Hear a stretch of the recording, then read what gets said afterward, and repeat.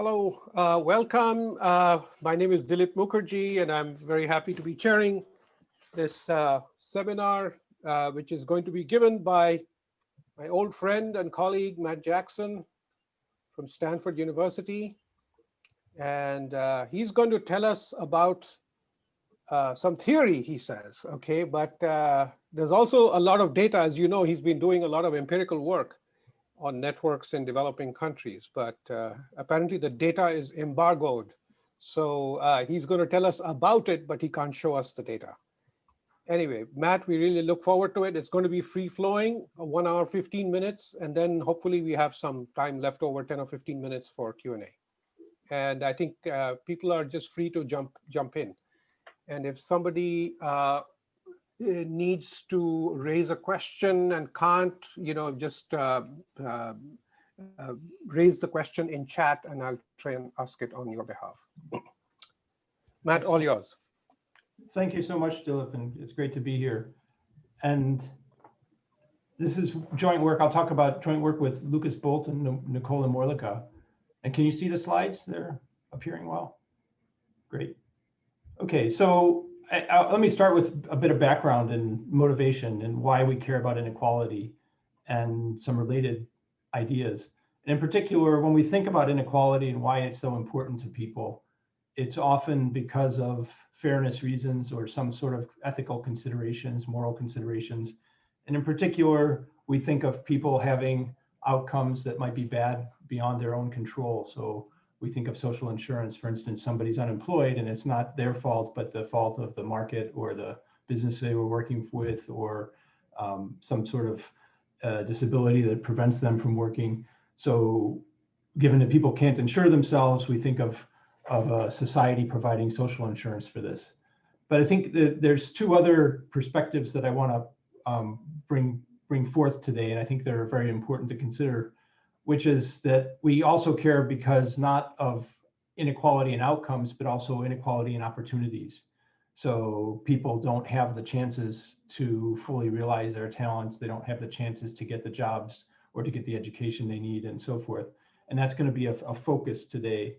And the relationship between inequality and immobility is an important one, and we'll try and bring that out. And the third one has nothing to do with the equity considerations, but just deal directly with productivity considerations. So if people aren't properly employed, they're not fully using their talents and resources, then society suffers because we're not getting the full abilities realized that people have. And that's another important consideration. And in this paper, we want to talk about why all three of these are intertwined and why we can understand them as different facets of the same basic issue. And let me start by talking through some of the different reasons for inequality and highlighting where what we're going to talk about today fits in. And I think, when people think about inequality, often they think about access to financial capital or a limited wealth. And this goes back to Marx, obviously, and was popularized by Piketty in his book, I guess a little over a decade now, which, paints a picture which has implications, but often implications for extremely wealthy people, and is not sort of an overarching story that tells about why we see inequality at pretty much all different levels and very pervasive inequality. There's other sorts of economic drivers, imperfect competition in rents. So situations where there's economies of scope and scale and investments, and some people have ownership of those and profit from those. There's market frictions where people are unable to borrow or have barriers to human capital so that they can't realize their talents. And then there's also forms of discrimination and statistical discrimination where people are either deliberately or implicitly discriminated against because of their situation or characteristics. What I want to spend more time on today is talking about social drivers. And I want to talk about why networks can help us understand inequality. And the basic idea here is that there are more or less three different varieties of things that our networks provide for us. One is information. So information about what our what we have to do in order to succeed in life. We have role models. We have situations where whether we know what it is to become educated or whether we know what opportunities are out there depends on who we're talking to. And then access to those opportunities directly often come through our networks. So whether or not we have the ability to get an interview at a given firm, whether or not we have the ability to access certain universities or situations depends very much on our connections. And the last is that there's, we often are peer influenced, and people around us influence how we behave. And when we put together the importance of the social network structure on our behaviors and our opportunities, one of the critical drivers of why we see inequality is that our networks tend to be heavily segregated. They're strongly divided, and different parts of the network have different access to information, different access to jobs and opportunities, and different norms and behaviors. And so that's sort of the main driver that we'll be looking at today. So in terms of themes, one of the main themes here is going to be that homophily is a sort of a fundamental driver of inequality, and inequality is related to both immobility and productivity. So we'll have inequality, immobility, and productivity all being tied together. And we'll talk quite a bit about policies to try and overcome these effects. And in particular, what's the role of things like affirmative action? These are going to take advantage of networks and homophily and multiplier effects. And then I'll talk a little bit at the end about what we know about the structure of these networks and how we can change those structures, and how it depends on what other people are exposed to, and how technology is beginning to change that. Okay, so let me just stop for a second and say, why am I going to talk about a little bit of theory here? And I think the important thing to understand here is that when we start looking at these kinds of markets and trying to understand how people end up being employed and so forth, hiring decisions have externalities. And so in particular, when a firm has an opportunity to hire somebody and forgoes that, it actually creates a lemons problem for other firms. So a lot of times unemployed workers are workers who have been looked over and not employed by other firms. And that kind of externality means that there's a lemons effect going on. And I'll talk about that. And in particular, to try and understand how these markets work, we do need to really look at equilibrium conditions and understand these externalities. And putting this all together will give us a relationship between inequality, immobility, and productivity all at the same time. May I ask a question? I know it's very early and it's still very abstract, but are your networks going to be fixed, or are people going to select into them? The ones I'm going to talk about today are going to be fixed networks.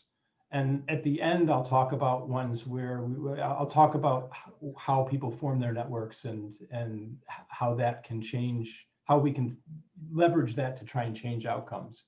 But for now, we can think of people as being born into certain circumstances, having certain opportunities to make friendships. Those friendships are often within their own community, and then you're going to be basically friends with a lot of people who are in very similar circumstances to yourself, and that's going to limit or either give you good access to opportunities or limit that access to opportunities. And so we'll think of these networks as being sort of exogenous to the particular problem at hand. And then at the end, we can come back to that question because it's an important one, and we can think a little bit more. And I'll tell you at a high level what we know from the data. I won't show you the data, but I'll talk about it at a high level in terms of what kinds of lessons we learned from the data, and what we can take forward from that. Thank you. Okay, just a quick statement on literature. Obviously, there's a lot of literature looking at networks and employment. The closest stuff to what we're going to talk about today is probably a model by James Montgomery in 1990, where he modeled the fact that people get job opportunities through friends. The main difference in our model from his model is going to be that is on two different fronts. One is we're going to work at a model where there's unemployment. So not everybody can be unemployed. And that's going to allow us to look at things like immobility and productivity differences. And also we're going to have an informational story that where firms are going to be able to discover workers' values through referrals.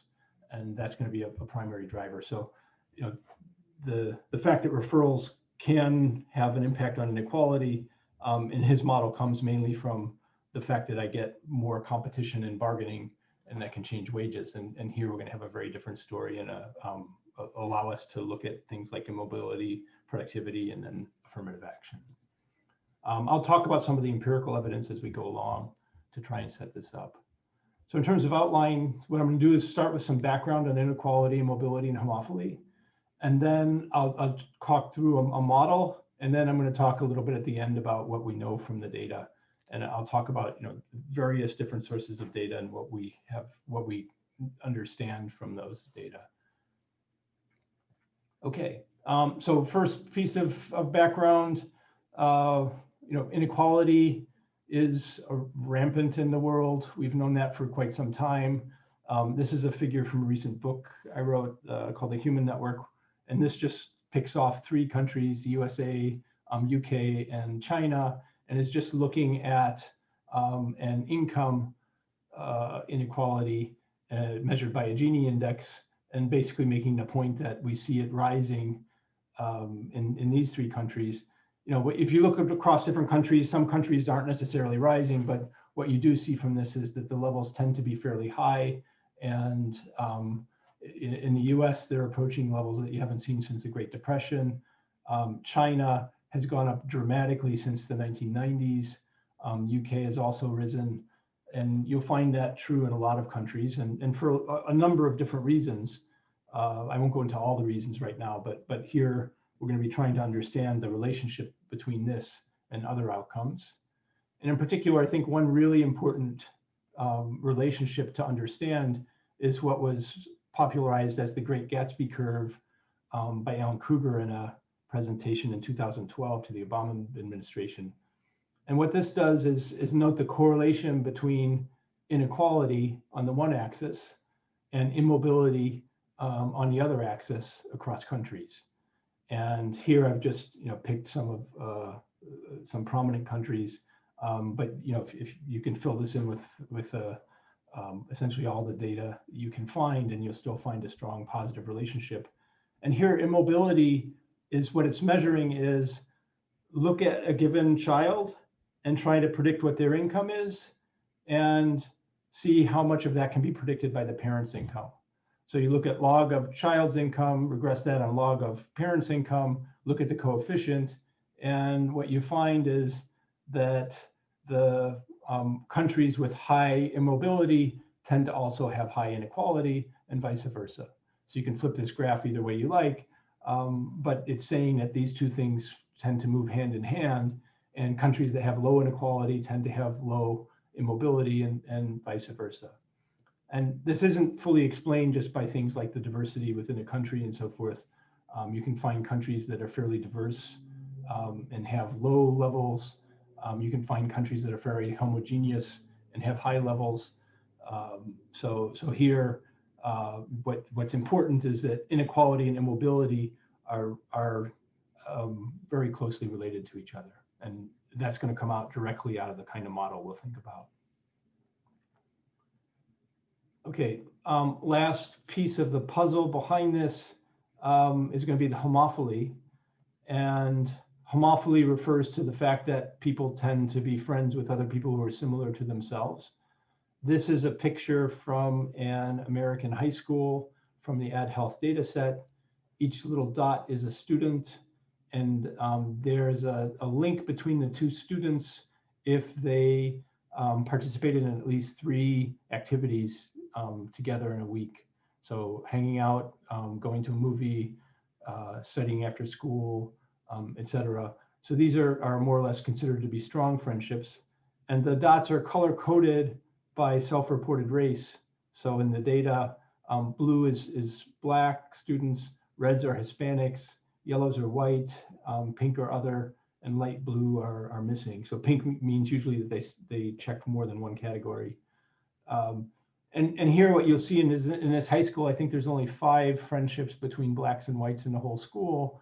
And so you're much more likely to be friends within your own ethnicity than across, except for the Hispanic students who are less frequent and tend to be, in this case, integrated. That's a whole nother story. But I think what's important here is you can begin to see that if people are getting information and opportunities through their friends, that's going to be heavily dependent on what's happening across these 2 different groups. And if one group is very well employed, information about jobs is going to flow more freely into that group than to the other group. Just another picture of this. This is from a study with Abhijit Banerjee, Arun Chandrasekhar, and Esther Duflo. And here, these are households from an Indian village. This is one of the kerosene and rice sharing networks we mapped out. So here now households are these are households rather than individual people. And there's a link between 2 households if they share kerosene and rice with each other. And here, now these are coded by caste designation. And in particular, the gray are what are known as the general merit and otherwise backward castes, the relatively advantaged castes, and the red are the scheduled castes and scheduled tribes. And again, you can begin to see that there's divisions within this network. And here, the frequency of friendships is only 0.6% across groups and about 9% within groups. And so that means that you have about a 15 times more likely chance of being friends with somebody of your own caste designation, or in this case, rough caste cut, than across those caste cuts. And here, actually, you can see, I don't know if you can see you can also see that there's a cut between the scheduled castes and scheduled tribes in this particular village. So there's further cuts in this beyond the ones I'm pointing out. And what that means is that, obviously, there can be groups that are very insular from each other, and information can be flowing very differently in one part of the network than another. Okay, so that's sort of background in terms of things that we want to put together for the explanations. And the model we're going to use is going to build off of job referrals. And in order to make that clear, I think this is one of the more robust findings in sociology and economics, and actually goes back to the 1950s in economics. There's a whole series of studies of how people find jobs and how they found jobs, and the percentage of jobs that are obtained through connections is fairly enormous.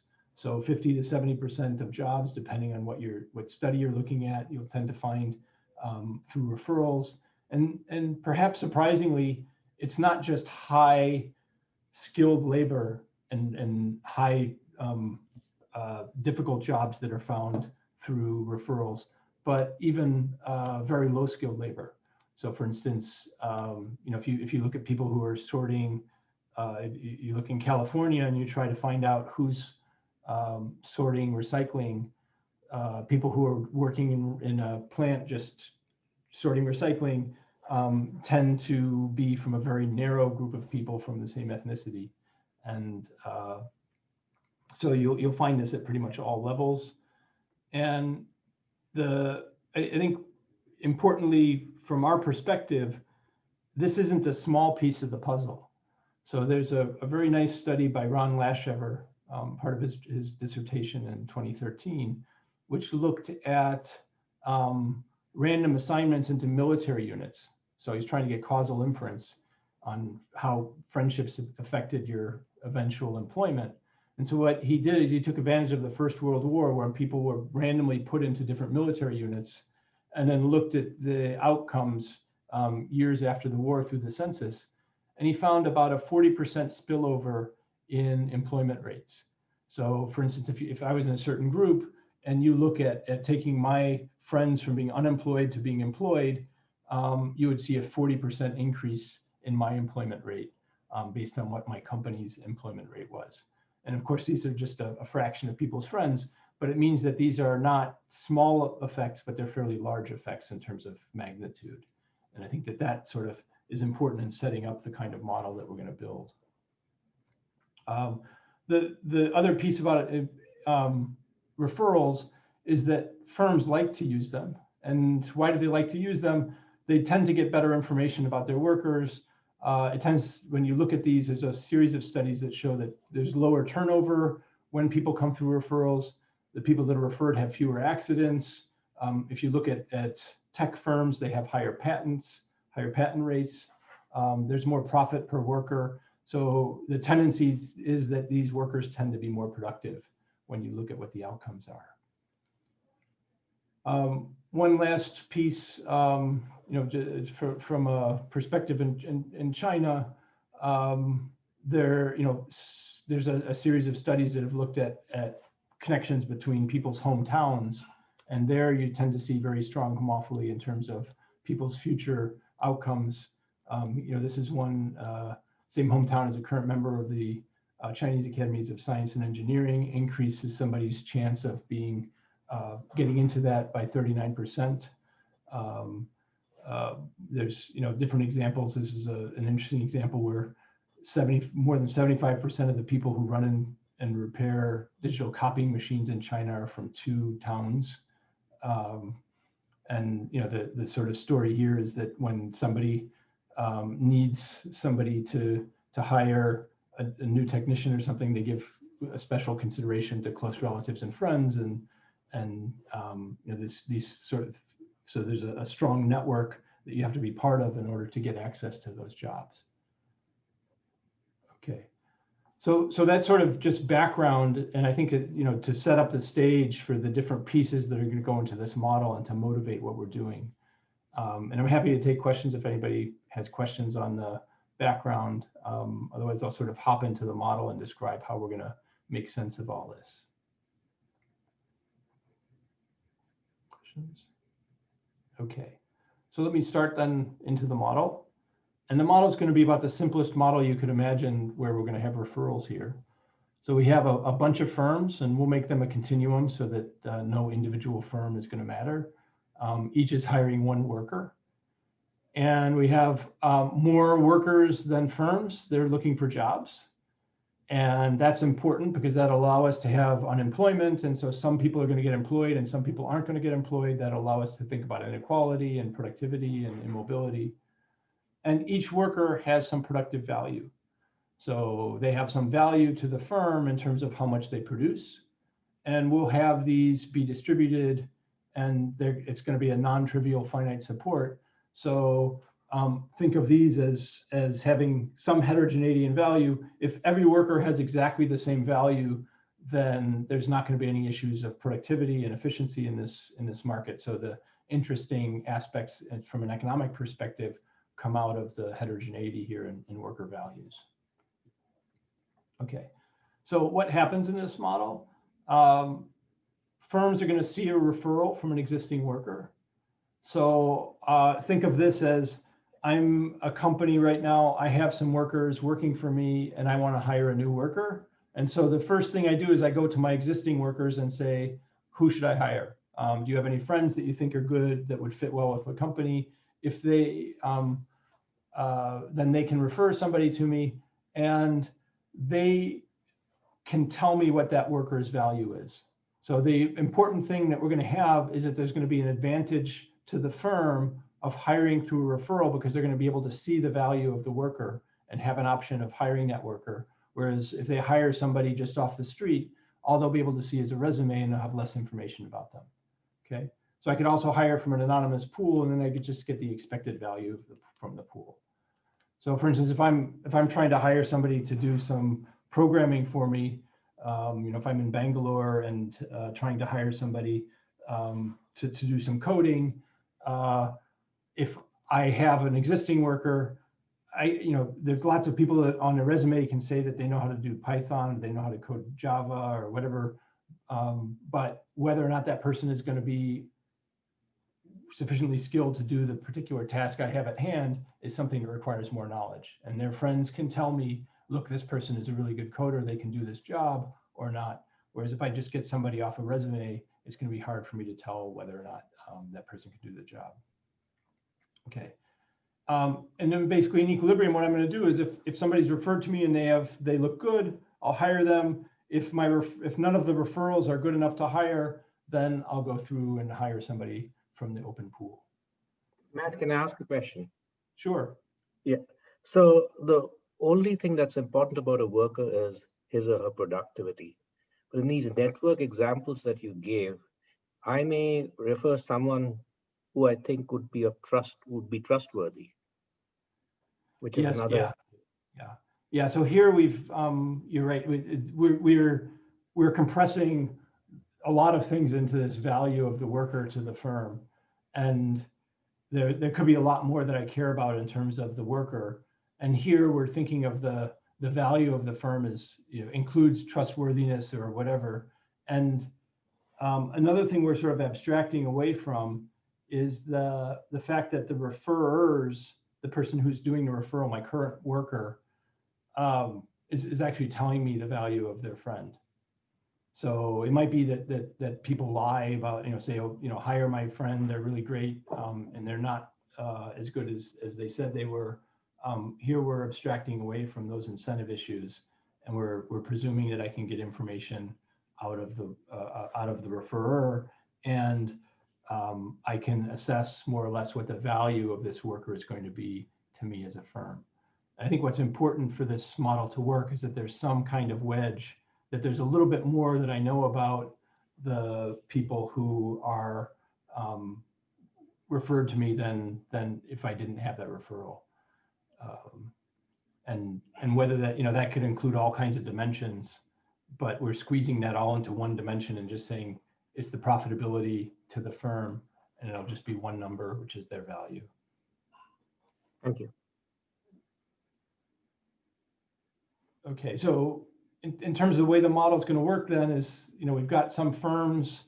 So here there's 5 firms, represented as these buildings. They've got existing workers. There's here 7 workers in this time T generation. 2 of them are unemployed, 5 of them are currently employed. And then each one of these people has friends in the next generation. And we'll keep things simple so that each worker in the current generation has 1 friend in the next generation. You can do this with, a richer network than that, but this will get the main point across. And what happens Matt, then, there is a question. There's a question. Is the value the same across all firms, or is it firm specific? Yeah, so in the main model, we have the value being the same to all firms. So a worker comes with a given value, and that's their overall productivity, no matter which firm they're working with. We could also have more heterogeneity in the firms and then matching values that would be somewhat idiosyncratic. We started with a very rich model where we had both private and common values, and it got pretty messy pretty quickly. So here we're going to do a situation where you just have a particular value to each one value, which is the same across all firms. And I can say a little bit at the end about how this extends. If you have, values to different values to different firms, it changes things a little bit, but not really the main intuitions here. And Matt, let me ask a question that I think you might get from somebody from Chicago, which is, isn't there a lot of evidence that suggests that, after somebody works for you for a few years, you figure out from just observing their work how good they are, you can get rid of them if they're not good enough. And so in the long run, it doesn't really make a difference. Yeah. And actually I'll say a little bit about that in the end. And I guess and what we do, we have comparative statics in the paper about how fast I can fire somebody. And the question really becomes, what's the cost of getting somebody and firing them? And actually, Roberto Fernandez at MIT Sloan has done a bunch of research on this. And one of the main costs to these firms of hiring off the open market is the fact that they have to fire, they'll get people, they work for 6 months and then they fire them. And there's a lot of cost associated with that. So there's human resource costs, there's costs of bringing the person in, there's lost production and so forth. So when you get a bad match, it's not only, there's also evidence that it creates externalities within the firm. So it can be, even though I can see eventually what their value is, in some places I can get rid of people, in other countries I can't, right? So in some countries, with French labor laws, it might take me several years to get rid of somebody. And that can be very costly, especially for small firms. So yeah, you're right. I mean, and I'll talk a little about that at the end. And one message will be the faster people can learn about the value of a worker and the faster they can turn them over, the more efficient this market will become. But for now, we'll think of once I hire somebody, I have to keep them for at least one period. And that's what I'm looking to maximize, is that period's value. Okay. Okay, so in this case, in this particular picture, what happens is some of these next generation workers are getting referred. So here we have 1, 2, 3, 4 different workers who have referrals. Some people have 2 referrals, and then there are some people who have no referrals. And so what's going to happen is that the workers who have referrals are going to have a chance to get hired, and the workers who have no referrals have no chance of getting hired in the initial period. And then we'll go through what happens after that. So in terms of keeping track of this, for what's going to be important for the model is what's the fraction of people who have no referrals, what's the fraction of people who have 1 referral, and so forth. So we'll just have some distribution P, which tracks how many people have no referrals, how many people have 1 referral, and so forth. And so if you had a situation where people were just randomly throwing referrals out to the next generation, this would follow a Poisson distribution. But you could have other distributions. It might be that there's certain people who are more popular than others, and there could be a variety of reasons that things are more asymmetric. But there's some distribution that describes how well spread out these referrals are across the population. Okay, so the timing here is the firm's going to get to see a referral from its existing worker. It can look at that worker and then decide whether I'm going to make an offer or not. If I decide to make an offer, I offer a wage. Workers with offers can accept one of those. If they might have multiple offers, they can take the best one of those. Accepted offers are matched, and that pair of a firm and a worker leave. And then remaining workers are all now in a big pool, and the remaining firms are going to go and try and hire from this pool, and they can hire from this pool, and we'll just set a wage, the minimum wage, or else this could be an outside option, but there's some going wage in the market which determines the rate at which these people are going to be hired. Okay. So in terms of hiring decisions, just to give you an example, let's imagine that there's a bunch of people who have no referrals here. Here's somebody who has, she has 2 referrals. She has 2 employed friends. And so what's going to happen is, let's suppose she has a high value. So her value looks very high relative to the population. Then these 2 firms are going to end up competing for her. One of them is going to hire her, and then the other firm is going to have to go and hire from the pool. So one of them succeeds, hires her, and then the other firm has to go and hire from the pool. Okay, so that's one case. Another case is maybe she has a very low value, and if she has a low value, then neither of these firms are going to want to hire her, and they're both going to end up going to the pool. Okay, and she's also going to be going to the pool. And this is sort of the important effect. The workers who are in the pool come from 2 different sources. One is people who were just unlucky and had no connections, and people who have connections but are rejected by the firms.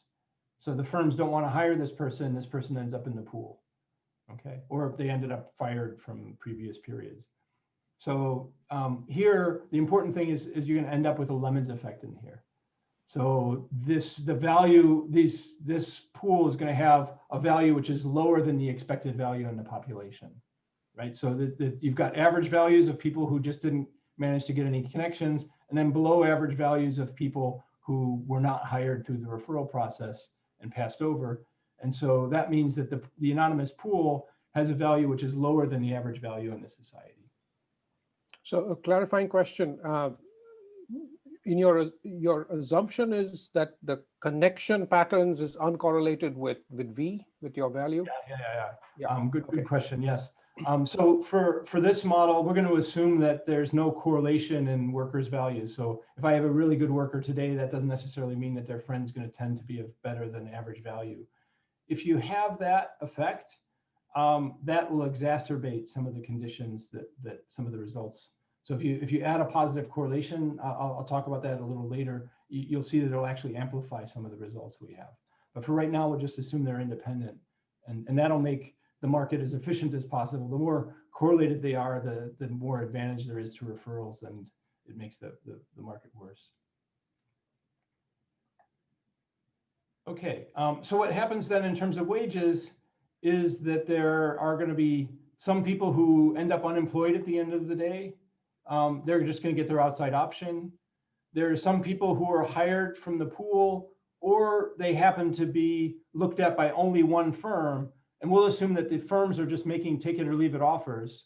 So they're going to be hired then at the minimum wage, because the firm, the worker has no other ability. And then there's also here hired with multiple referrals. And here in this case, if I'm hired with multiple referrals, then what my wage is going to be is effectively now I have several firms bidding for me. I have the same value to all these firms. And so what they're going to bid is, what's my value compared to the expected value in the pool? That's the extra value I give to them rather than going to the pool. And so they're going to be willing to bid up that high compared to the minimum wage. So they can hire from the pool at the minimum wage. They're just going to pay me my extra value added. And that's because there's multiple firms. They're making simultaneous take it or leave it offers. So it looks like Bertrand competition. They're just going to end up, the equilibrium here is going to be, they're going to bid that amount. Okay. So is it more or less clear what's going on? So some people happen to have multiple referrals. If they have a high enough value and they're hired, they're going to get their extra value compared to the pool. People hired from the pool or with one referral are just going to get this minimum wage. And then other people are just getting their outside option. Okay, so we're just going to look at weak perfect Bayesian equilibria of this game. So it's a very simple game in terms of the structure. Workers are just going to take offers if they get an offer at or above the minimum wage. And firms are going to bid for somebody if they get a referral and the value is higher than in the pool. So effectively, there's a threshold V, which is going to be what's the expected value I get from the pool. And referred workers are going to be hired if their value is above that. Referred workers not hired if the value is below that. And then I'll go and hire from the pool if I didn't manage to hire a worker through the referral, as long as the expected value of the pool is at least the minimum wage. Okay, and if I'm looking at a worker who has a value that's exactly the same as the value from the pool, you can break ties however you like. Okay, so that's not tied down in equilibrium. Okay, any questions on that structure? I need to ask a question on if this goes on and on in steady state, the guys in the pool all will be the 11s, right? Yeah, so we're going to think of this as an overlapping generations model. So think of these as, I hire people today, then they move on, they retire, and I'm replacing them with a worker. So to keep the model simple, think of this as just a situation where I'm just going, period by period, and I'm just replacing the current worker with the next generation's worker. Okay. Thank you. And so then it'll be a fresh draw of values in each period.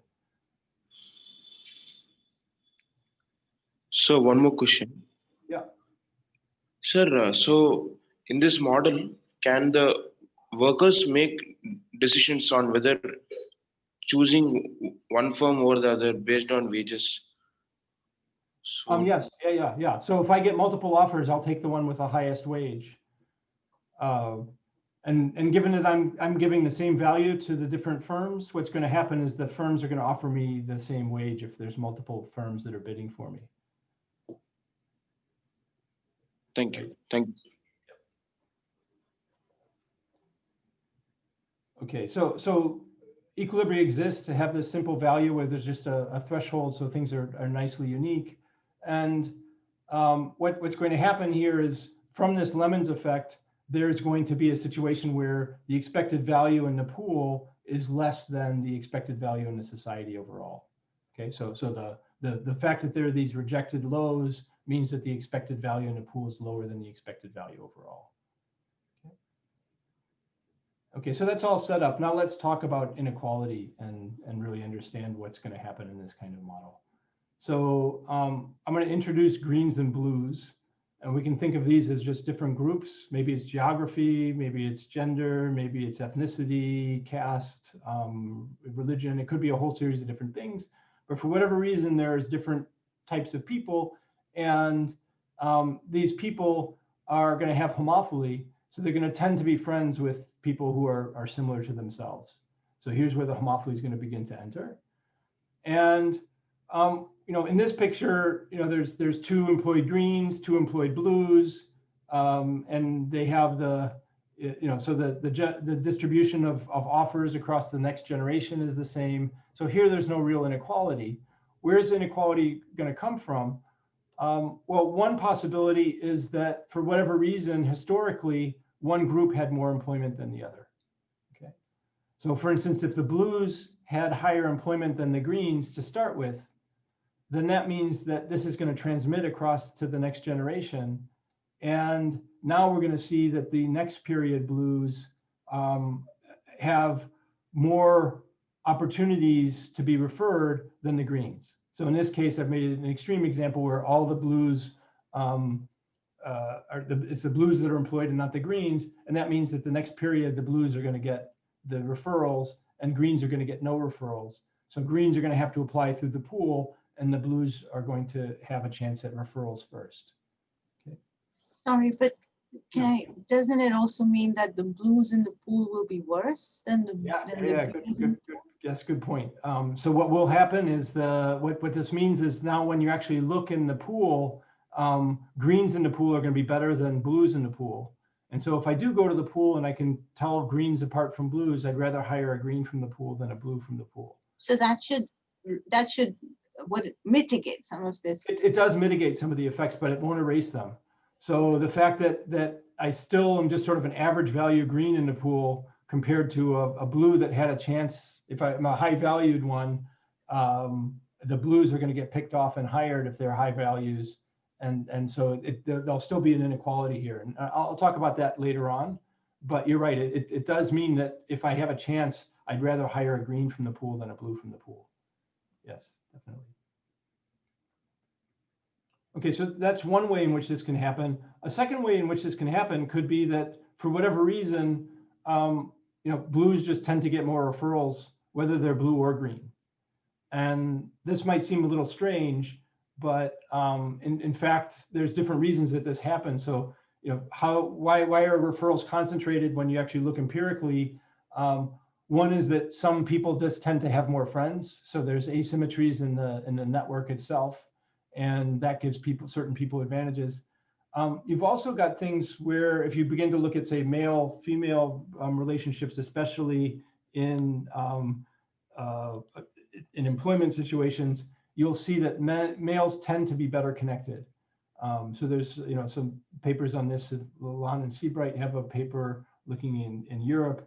Dan Zeltzer has an interesting paper on medical networks and showing that male doctors have better connections than female doctors. But also along with that is that men tend to be disproportionately more likely to refer men, even out of their network. So if they had, when you look at the probabilities that they refer men, those probabilities are distorted more towards men than women are distorted towards women.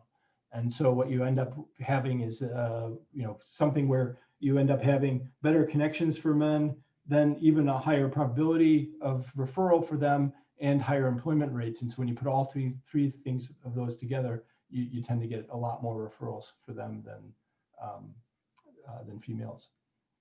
I have a question again. Sure. Since referrals is the heart of this paper, there aren't any incentives for referrals? Yeah, so we black box the incentives for referrals. And I think, effectively there's sort of, that's done for simplification. So if we started to model who do I refer and why do I refer people, it would make the model kind of cumbersome.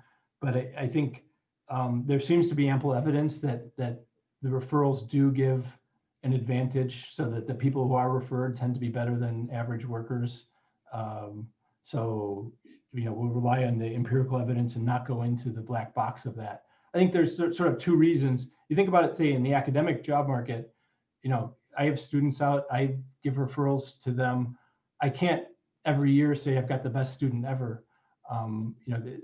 It just doesn't become believable at some point. And so there is a reputation effect. And I think the fact that the worker that you have has a reputation, they also have some value in the firm and so forth. So there can be distortions, but I think the important thing is that there's an advantage to referrals. We haven't modeled those so much, but I think another aspect is, even if they were referring lower value workers, it still means that the group with referrals is going to have a better chance of getting hired than the group without referrals. And so, that's the main driver in what we're seeing here. Sir, one small clarification. Sure.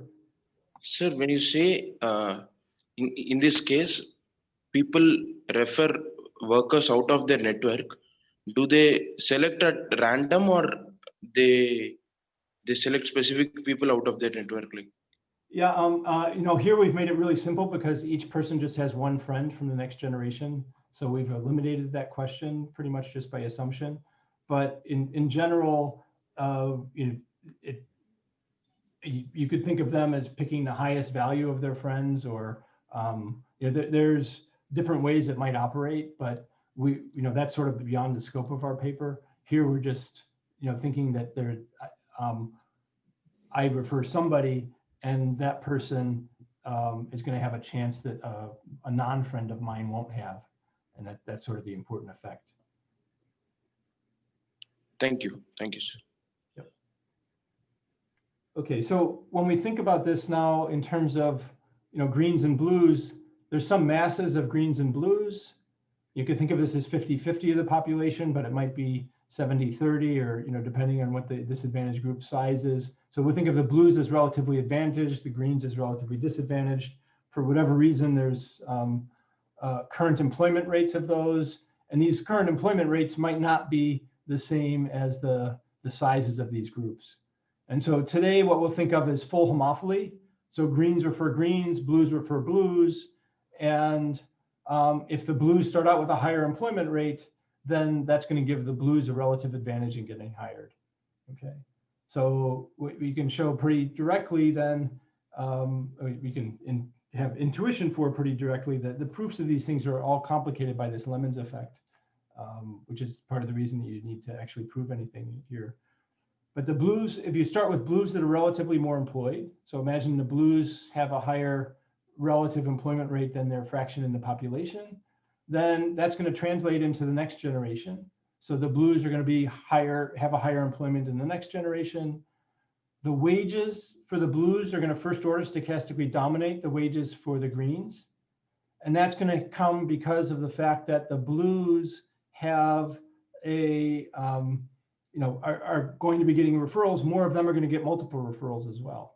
So the fact that the multiple referrals come from the blue, go to the blues, means the blues are going to not only have higher employment rate, but also have higher wages for the ones that are employed, because they have a higher chance of getting multiple referrals. And then, as Sujata noticed before, employed blues are going to have a higher expected value than employed greens. So you'll get a higher, the employed values of the blues are higher, but then in the pool, the employed green value is going to be higher. So the blues are getting picked off by this process. Some of them are hired through this referral process. Some are hired indirectly, but they're going to have a higher expected value than greens. And so one sort of interesting thing out of this is that if firms go through and just judge, so suppose I'm a company and I just look at my past worker flow and I say, how much of blues produced for me and how much of greens were produced for me, I would mistakenly think that blues were more productive than greens, because more of the blues came through referrals And so more of them were ones that I hired because I saw the high value. More of the greens came from the open market. And so for the employment, you would end up having a distorted view that the blues are more valuable than the greens, whereas in the pool, the greens are more valuable than the blues. So if firms don't actually understand what the full distribution in the market looks like, and just look at their own past experience, they would actually have a distorted view of what the relative productivities of these groups were. Okay. But can I ask a question here? Yeah, sure. So if the firms understand this model of yours, then the firm should not be hiring the referrals. They should be going to the pools and hiring the greens. No. So the value, so here, even so, the value of so imagine there's just two values, highs and lows. So basically what's going to happen is if I get a referred high, I'm going to hire them because they're at least as good as anything I'm going to find in the pool. Mm-hmm. If I hire from the pool, imagine they're 50-50 blues and greens, still hiring are high and low. Hiring a green from the pool is still just going to give me a 50-50 shot at a high or low. So what's going to happen is I'm going to take the high values out of the referrals, and then I'll go to the pool. Greens still have a better value, but I'm still taking a chance when I go to the pool. And so the only time I go to the pool is if I get a low referred worker or if I manage to not hire somebody from competition. But I'll try and take the high valued workers I'll still keep. And so that still gives the blues an advantage, and that still makes this model work regardless of whether I understand that effect. I'm still better taking a high valued blue than a draw from the pool. Does that make it clear? But Matt, it is possible that some firms will hire from the pool, in which case they would prefer to hire a green? Yes, yeah. In the pool. And so that does mitigate it a little bit. But it doesn't overturn. So if you go through the math, it's still, if I was hiring more greens from the pool, then it wouldn't be an equilibrium. It wouldn't reverse. So I won't go through all the average. Yeah, the average I understand, but then when you look at the distribution at the bottom end, there's going to be a preference for the greens. Yeah, exactly. So when I do go to the pool, so for instance, if I'm in a market where women are underrepresented in the current employment, then when I go to the open applicants, I believe that the women should be better than an open applicant male, because the male probably had a chance and wasn't hired. The female probably didn't have a chance and has a higher value. And so in that case, I should prefer the female candidate over the male candidate. And so that helps mitigate things. And that'll be sort of a form of like an indirect form of affirmative action, in the sense that when I do go to the pool, I'd rather hire the disadvantaged group because I'm going to get a higher value from them. But is that observed in practice? Do you have any idea? No, I don't have evidence on that. So I don't know to what extent firms actually target underrepresented minorities in the pool for that particular reason. And it's probably also confounded with lots of other things that are going on in terms of education background and other, preparation. But yeah, all else held equal, you'd want to take the group that hadn't been lemoned in some way. I think that might have something to do with the fact that people think that quality and having a network are correlated, right? Yeah. But can I also ask, once you hire somebody from the green pool, assuming you need to go to the pool, do you then learn their quality after you've hired them? Yeah, so here we'll learn their quality once I've hired them, but we'll assume it, and I'll say a little bit about that later. But once I've hired somebody, I'll observe their quality as they work for me. It might take some time, and I'll say a little bit about, if I can hire people from the pool. Imagine I could hire a person from the pool, and the first minute I hired them, I could tell what their quality was, and if I didn't like them, I could throw back and pull again. Then I would just keep going in the pool and searching until I got a really high valued worker. So we need some kind of friction, in that it takes me at least some time to see what the value in the pool is. And we'll assume it takes a whole period. So if I hire somebody from the pool, I have to keep them for the next generation and then go to the next. So we've got sort of an extreme. In the paper, we talk about how long that period is. And the shorter that period is, I'll say a little bit about that after we've gone through the sort of logic of affirmative action, because I'm also wondering if that means that as you keep going through time, you now there's less inequality because yeah. So exactly. So in this model, what will happen is over time, these will tend to converge. Right. So in the base model here, the way it's working, eventually the greens will catch up. So it might take a good number of generations, but eventually the greens are going to catch up with the blues, because they'll start getting hired from the pool, because I'll have to go to the pool sometime. That increases them a little bit, and then they get more referrals, and then that helps them out more. And so gradually over time, the greens are going to catch up with the blues in this model. In order to stop that, what you'd have to have is, if the greens are initially disadvantaged and they have to make an investment to realize, if I have to invest to get my value, so imagine I have to pay for my education to get my VI. Mm-hmm. If I'm in a generation where I don't have many connections, I don't have friends who are employed, I might not make that investment.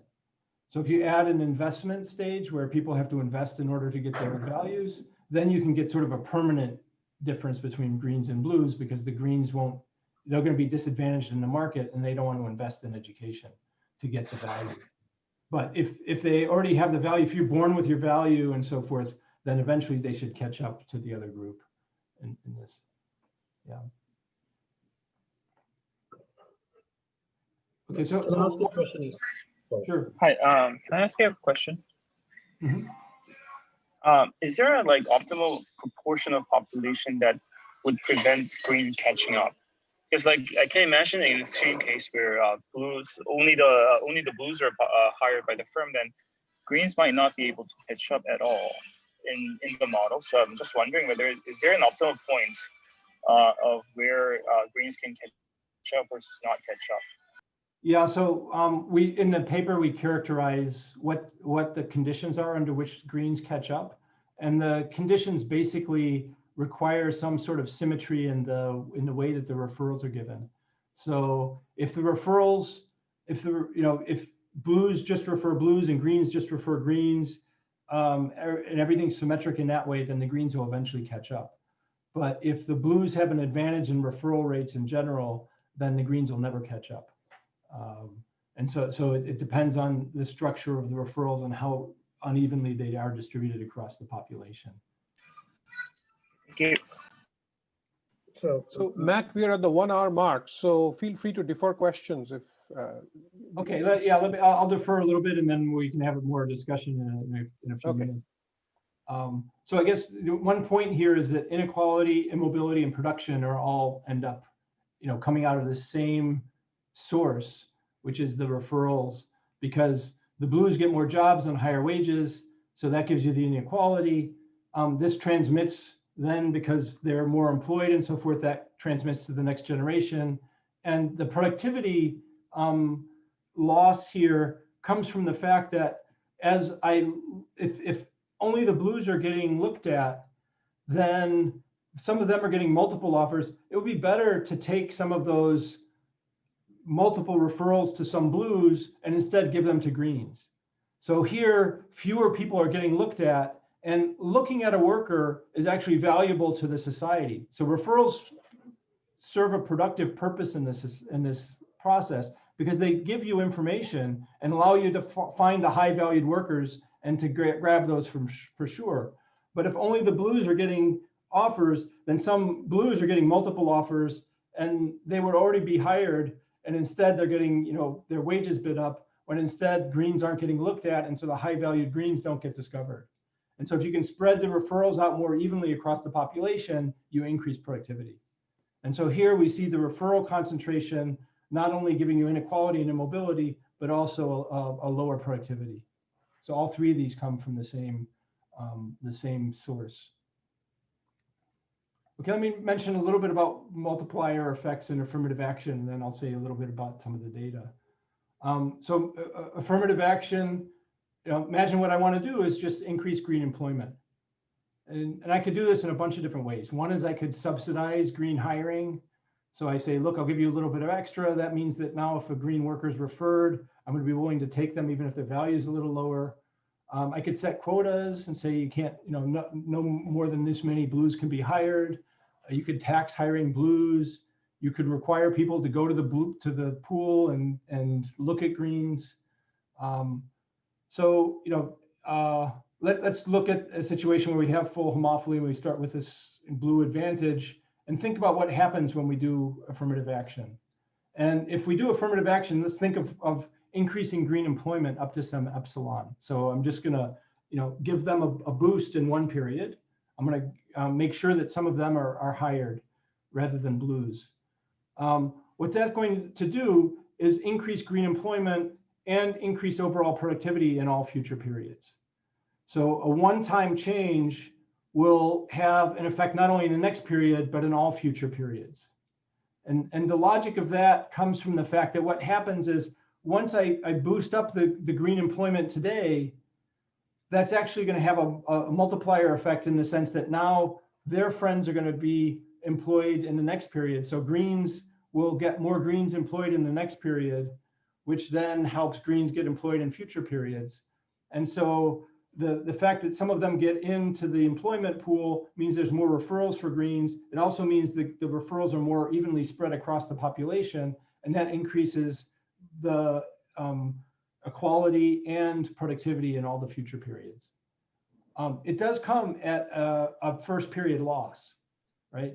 So the first period, I'm going to have a loss in productivity because I'm going to be pushing in some greens that are going to come at a random value as opposed to somebody who was referred and had a higher value.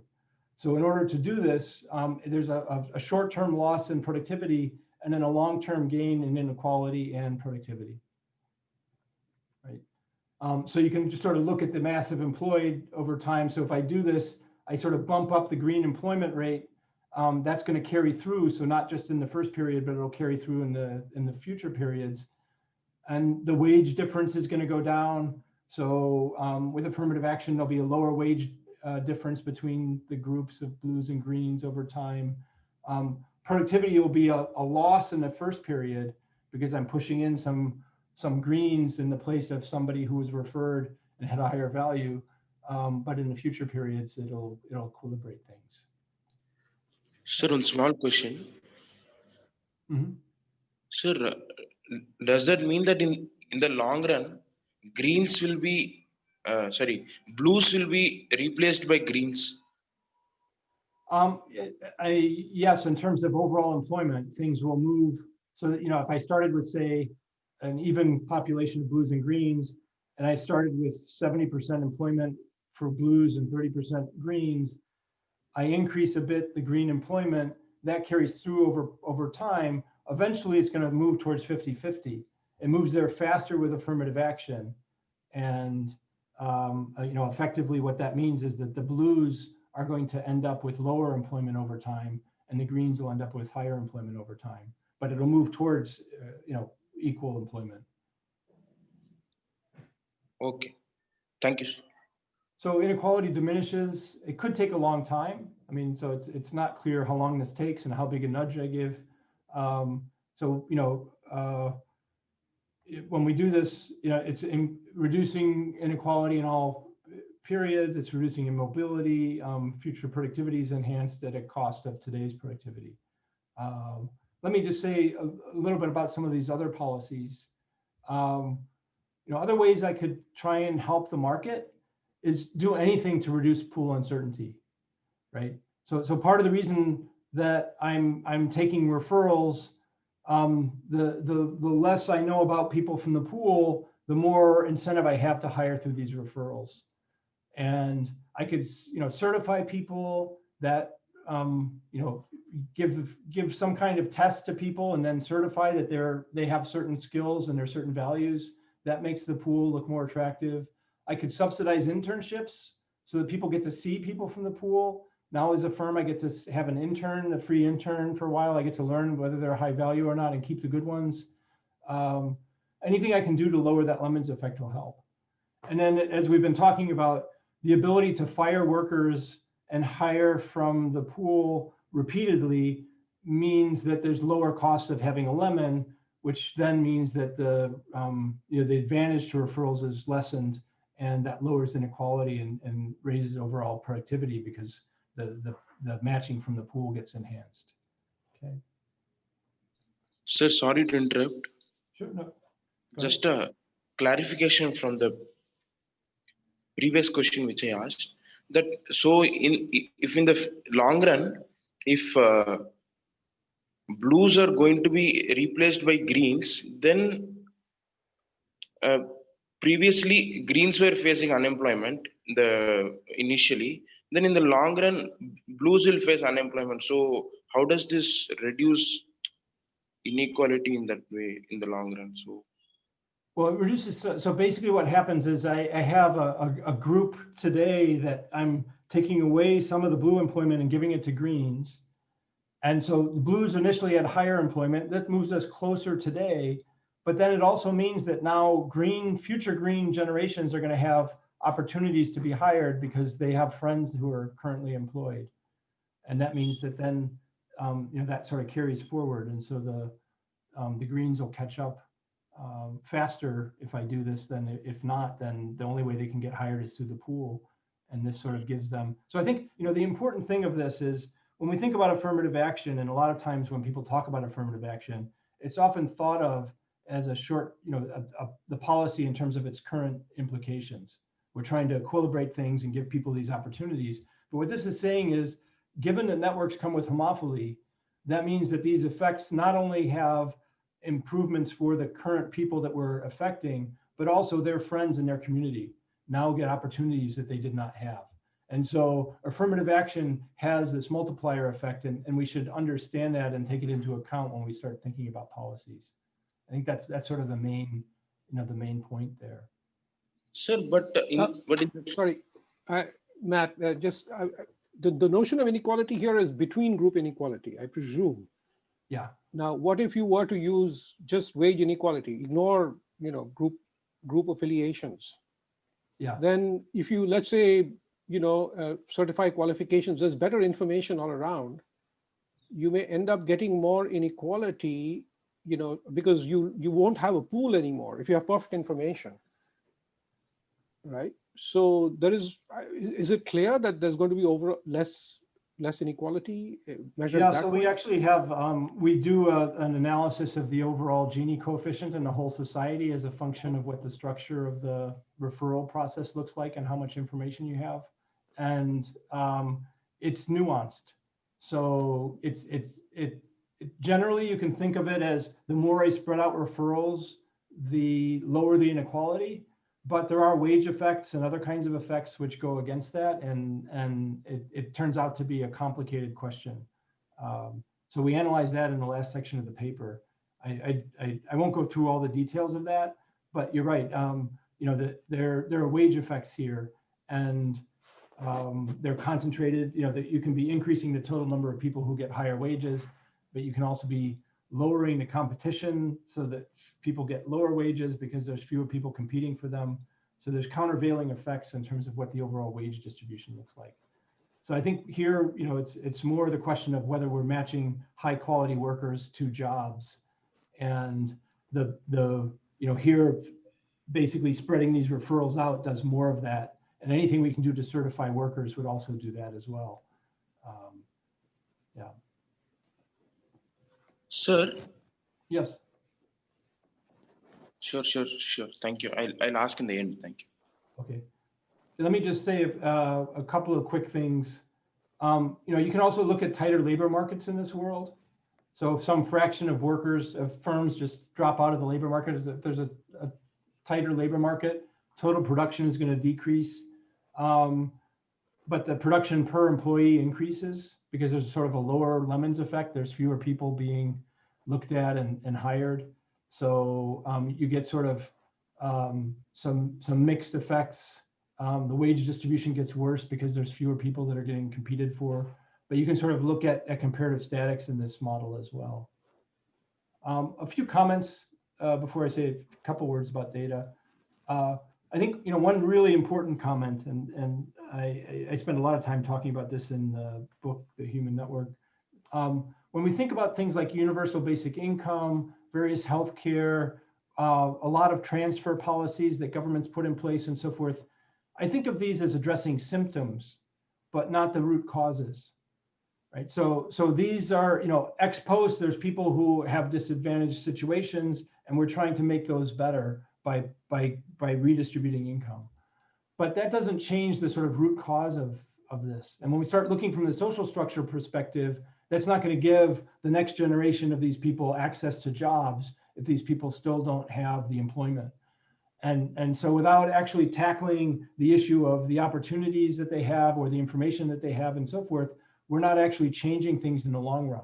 It's not to say that we shouldn't use policies like that, because the outcomes today do matter. But if we want to fix these things in the long run, we need policies that eliminate the persistence and the immobility that comes along with things, not just the current inequality. And so, overcoming these things, we can think about different ways of doing that. The way we've talked about it now is by affirmative action. What we're doing is just giving the current network more access. We could also think about, how do you affect the relative connections between greens and blues, right? So if instead we had the next generation not have as much homophily, so the blues were connected to greens and the greens were connected to blues and everything, we'd also get movement towards equality. And so part of this is coming from the fact that, we have current homophily, and then part of it's coming from the current employment rates. And we could change either of those. We could sort of equilibrate current employment, or we could try and overcome the homophily some way. And sort of like the data, what we've been doing, I'll just say a few words about this. So I've been doing a long-term project now for about 6 years with Raj Chetty, Nathan Hendren,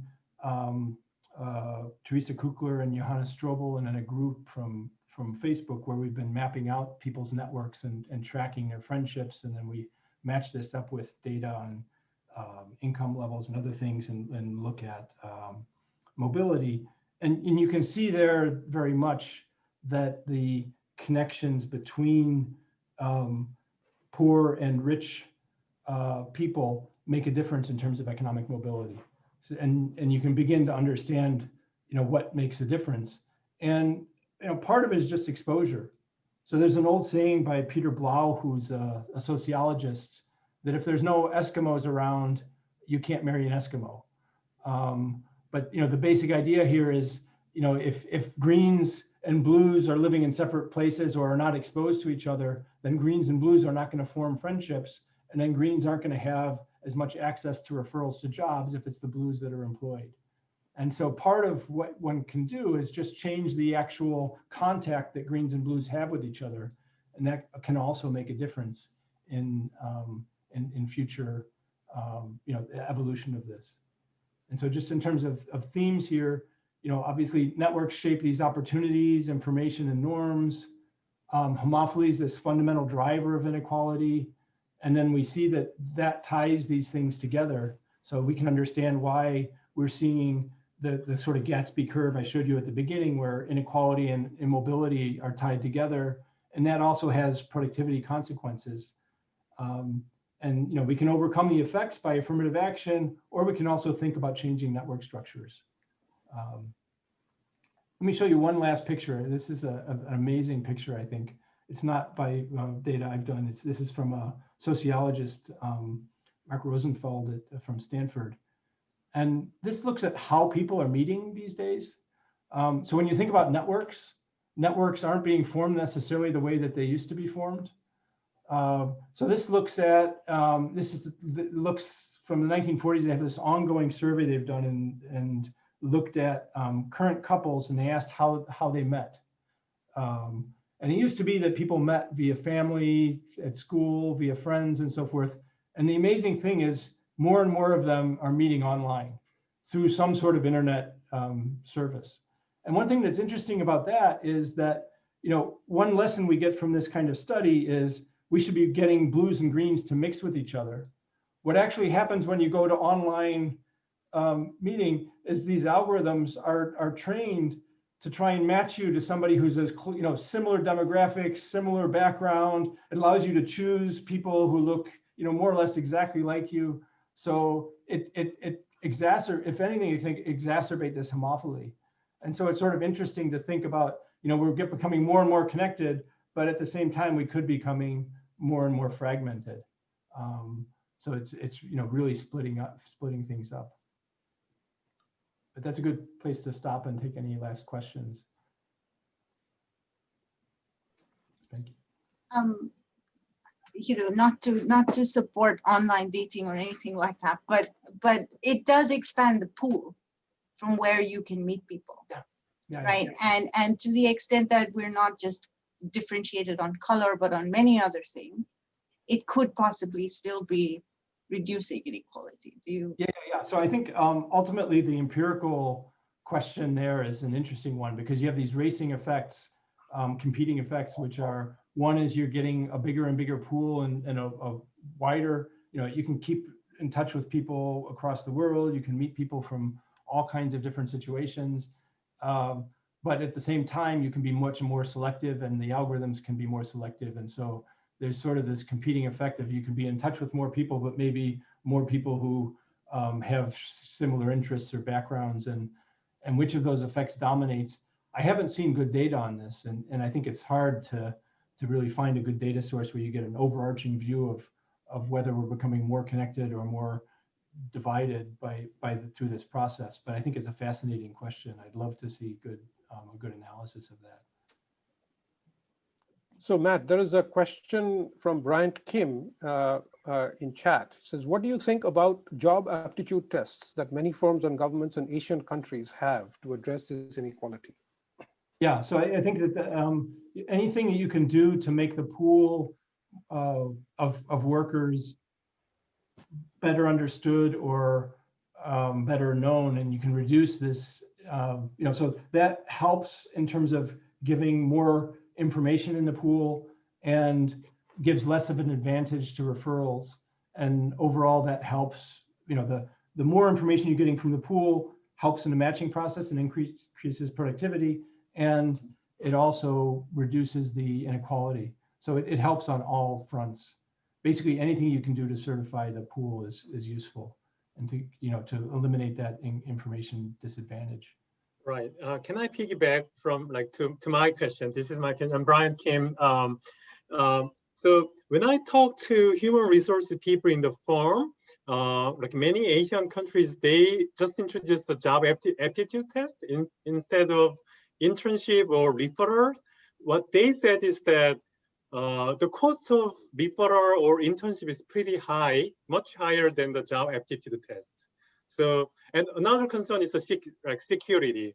Like, for example, the tech companies like Samsung, they're super worried about potential release of their technology through interns or these short-term people. So that's another implications for about not only inequality but also the efficiency of the hiring process.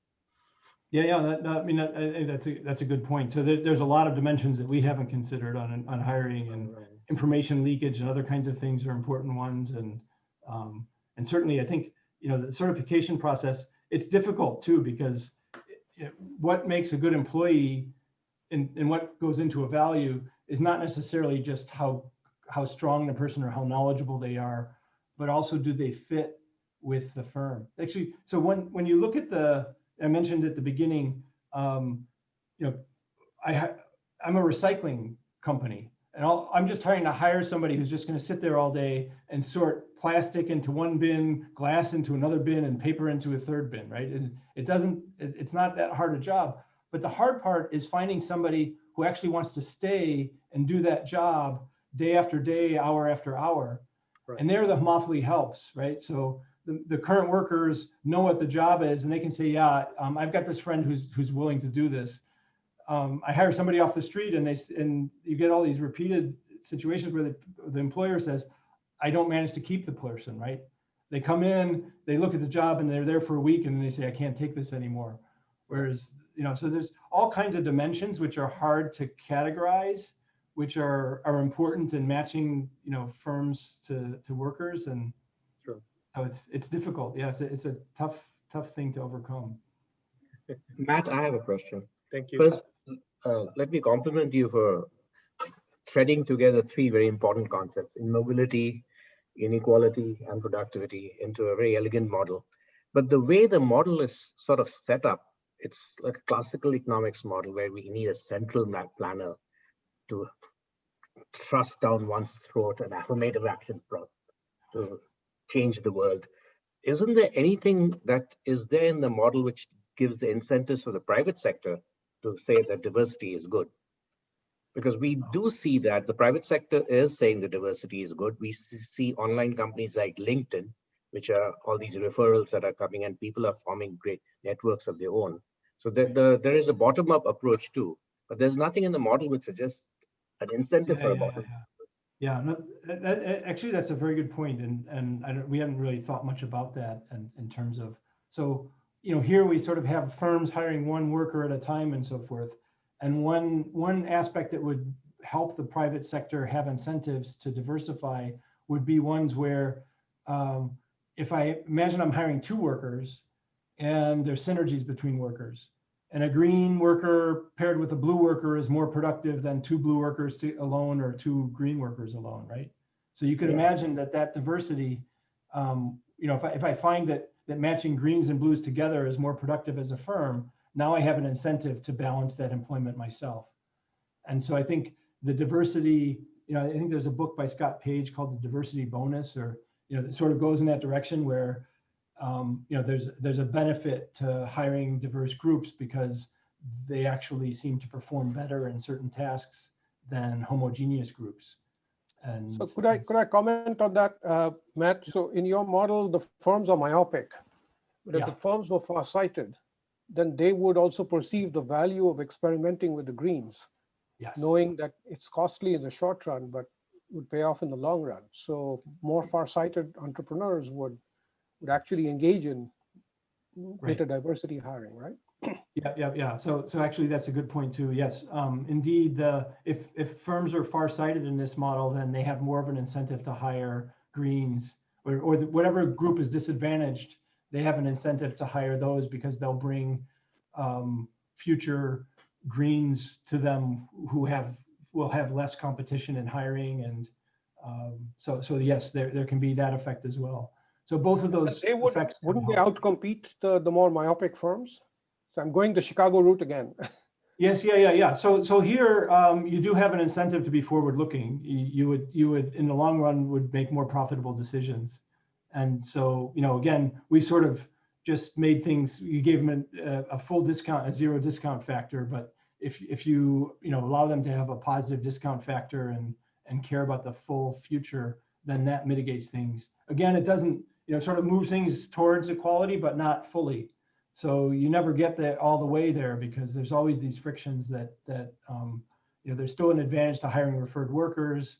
So if I have a very high valued blue, I still prefer to take that high valued blue over a low valued green that might come with a future green. So it takes a lot to sort of reverse the effects. But you're right, it does mitigate it. And there's a lot of mitigating, you could more diverse workforces, all these things would help move in those directions, yes.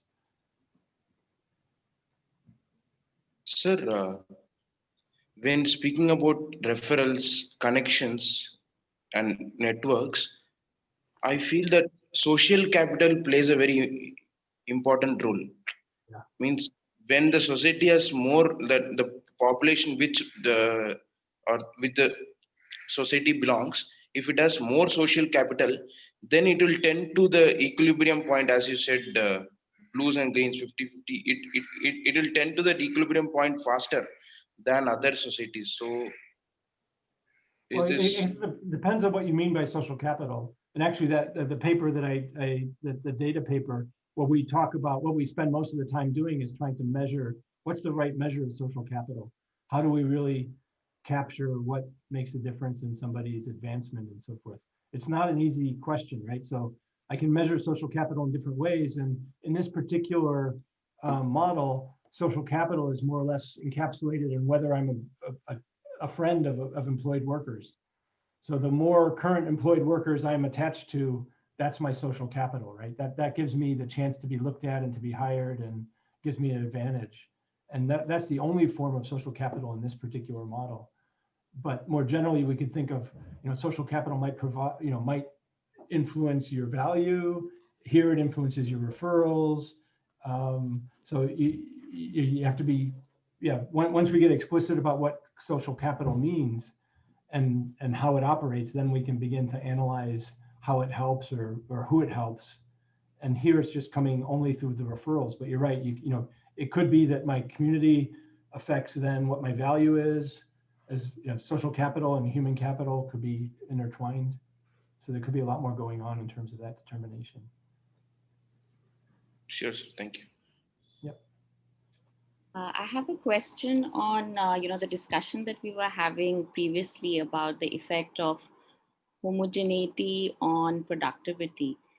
Is there consensus in the literature on whether homogeneity is necessarily improving productivity of workers? Because there is a tremendous amount of literature which would also say, or rather there is a tremendous amount of literature which would say that homogeneity is good for productivity, but heterogeneity is not. And it also could be a function of the nature of the production functions, whether they're complementary, whether workers are complementary to each other or they're substitutes, for example.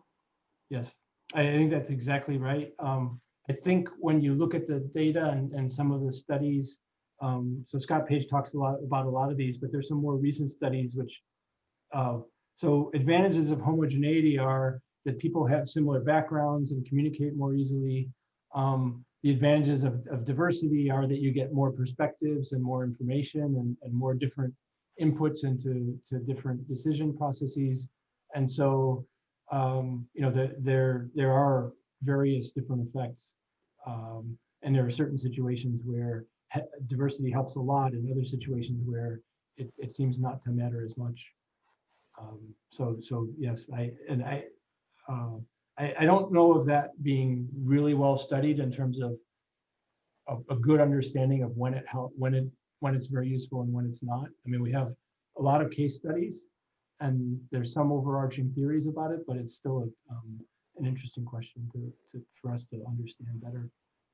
So for instance, would it matter if we are talking about firms which might be using more labor intensive methods? So for example, when you're doing repetitive work in which probably, knowledge is not required, or when you're thinking of, let's say, like garment industries where you have, work which does not require new inputs, where there's no, as you're saying, when there's no discussions or ideas which are required, new ways of production which might be, people are not, our firms are not being innovative, for instance.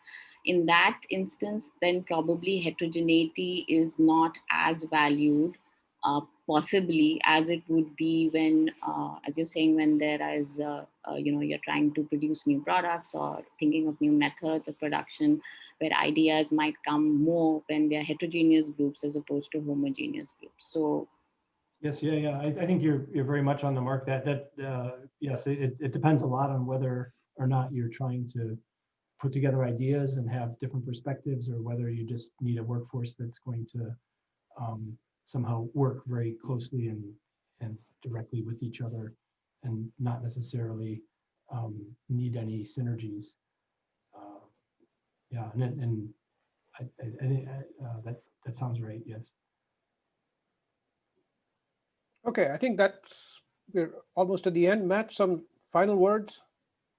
Yeah, no, I mean, it's been a lot of fun. Thanks for all the thoughts and everything. In one final message, I think, looking into these kinds of social structures is something that's so primary to the functioning of economics, and yet we still don't fully understand all the implications of these things. So I find it a very exciting area, and now the data availability is becoming more and more, and we can go out and do, we can try some different programs here and see what works and what doesn't, and hopefully the theory and the empirics can form a nice marriage together. All right, on that note, I'll unmute ourselves and thank Matt for a fantastic talk. Thank you very much. Thank you. Thank you very much. Thank you.